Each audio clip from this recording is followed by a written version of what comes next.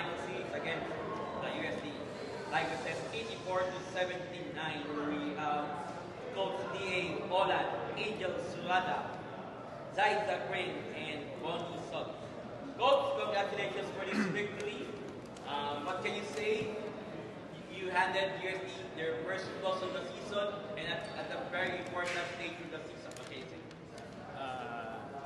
Of course, first of all, masaya, and we feel relieved because again, yun nga, during the eliminations, we got swept by USD, so we're happy finally we're able to get a win against them, and what a timing na here in the finals pa. So, thank you to Zaiza.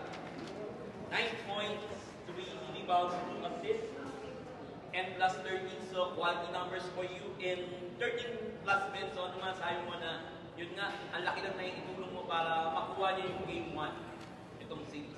Okay, Siyempre po, thank you din sa tiwala po ng coaches na sumusunod lang naman po kami sa scheme namin. Kaya namin nagawa to. So, thank you sa coaches dahil... Thank you to Bonnie. 11 points, 2 assists, steals, and 2 assists, 2 rebounds, and 1 steal. So ano man tayo mo yun nga? Ito, isa sa mga vital caps itong sa panalong ito at malaki chance nyo na ma-retain yung championship. Ano man tayo? Yun nga po, unang-una sa lahat, thank you kay Dartis. Yun nga, binigyan niya kami ng lakas para makuha tong win na to.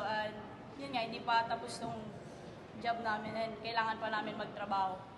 Lalo na sa game to kasi alam namin na mas gigil sila and kailangan lang namin i-maintain kung ano yung kailangan namin gawin. And that's the Angel. 19.7 rebounds, 5 steals. We have 1 block. And ang laki ng naitulong mo sa depensa sa 4th quarter para makuha niyo yung game 1. So ano yung masasabi mo sa leadership na pinakita mo, lalo sa mga katabi mo na nagdala rin sa panalo? Una-una sa lahat, gusto ko pasalamatan si God kasi hindi namin alam paano namin nakuha yung panalo talaga. Kasi sabi nga ni Coach sa elimination, malaki yung natatambak ni USD sa amin. So, God did. Gusto ko sa game plan, naniwala lang kami sa game plan and sinunod lang namin yung coaches. And of course, yung mga teammates ko, pinanghawakan lang namin na andito kami para sa isa't isa. Coach, in a way, you beat USD in their own game. Yung mga tres talagang nahulog din. Offensively, in a way, was this the plan? Kahit pa paano, branding nyo rin naman yan. Na tumakbo, to make those shots, but with the defense, kind of defense that they play. Was this offensively the plan siguro? Hindi. Yun naman kami naman, we just, siguro yung naging kulang namin with our first 2 meetings na we weren't looking to, masyado kami naging conservative and medyo nag-iba talaga yung game plan namin just because it's USD. So ngayon, sabi namin, ibalik natin yung normal game natin, ilaruin natin na hindi natin babaguhin. So luckily, we hit shots then early on the game. Early on, si Marga, maraming na-shoot, so malaking bagay yun sa amin. And pinaka-importante talaga doon is how we really defended and what the girls na binigay nilang effort for this game. Kasi sabi ko nga, hindi pwedeng yung effort na binibigay natin against other teams, hindi pwede sa UST. Kailangan talagang dagdagan namin na talagang yung best na effort na ibigay namin. Regardless kung anong game plan namin, defensively or offensively, we have to execute and put in a lot of effort. And they did for this game. Kaya masayang-masaya kaming buong coaches. Yan sila agents na Bonnie. At least in this level, na natin kung ano yung mabibigay nila pag finals na yun. Pero can you just talk about the efforts na Sai, Marga, Jenna Garcia who started for you, your young players who showed up today? So yun, sabi ko naman sa kanila, they just have to be ready. Anytime na ipasok sila doon, kailangan mag-contribute sila in any way. And yun, talagang masaya ko na regardless kung at times may mag-games na ilang minuto lang nilalaro ni Sai, ni Bonnie, pag pinasok sila, they're always ready and ready to contribute big time. Angel na lang din kasi the past 2 seasons, it's never a cakewalk on the way to the championship, hindi naman madali. Pero this this one and also the past game against Ateneo, parang may moments na on the brink, di ba? Na akala nyo malalagag na din eventually na nanalo. Can you just speak about the character of the team? And siguro kayo na rin veterans na battle-tested kayo sa mga ganito eh. Yun nga, lagi kaming, pag nag-huddle kami sa court, lagi namin sinasabi na andito lang kami para sa isa't isa kasi kami yung nasa loob eh. Proud ako sa mga teammates ko sa effort na binigay nila today.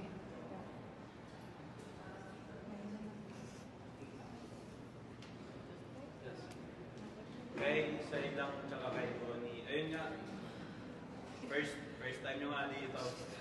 Siguro, napaka-importanting laro pa, walang talo yung kalaban nyo, game 1 of the finals. Siguro ano lang yung mindset nyo nung tinawag kayo ni Coach Dan na pinasok kayo sa laro. Sa akin siguro, bigay lang yung best kahit anong mangyari. Kahit anong minutes na ibigay sa'yo, bigay mo lang, buhos mo ng 100%. Yun lang. Sa akin naman po, trabaho lang, depensa lang. Kasi doon kami kumukuha ng lakas para sa offense namin. Angel, ano lang masabi mo sa buong team? Kasi nung si Ann, foul trouble eh. Tapos parang everybody step up, ginawa yung trabaho, pinagtulong-tulungan yung dapat ginagawa niya na hindi na nga magawa dahil foul trouble.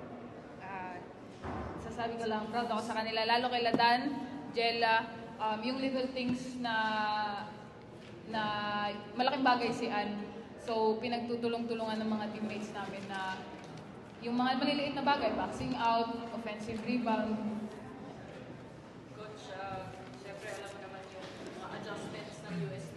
After halftime kanina, nag-adjust sila. And then, of course, lalo na ngayon going into game 2. Siguro, paano nyo na lang ito-mindset yung mga bata na tuloy-tuloy lang para matapos yun sa second.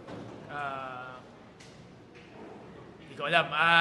Actually, we really have to watch the game and siguro adjustments.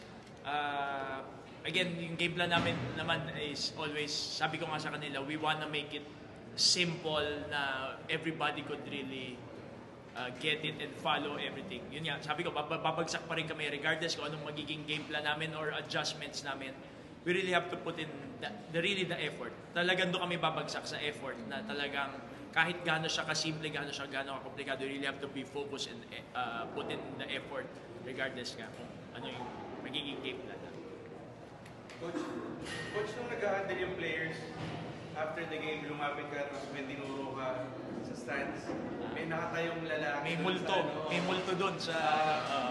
In a way, meron bang na-compare to before the final series, any message na binigay nung Aris Di Mahunahan sa inyo?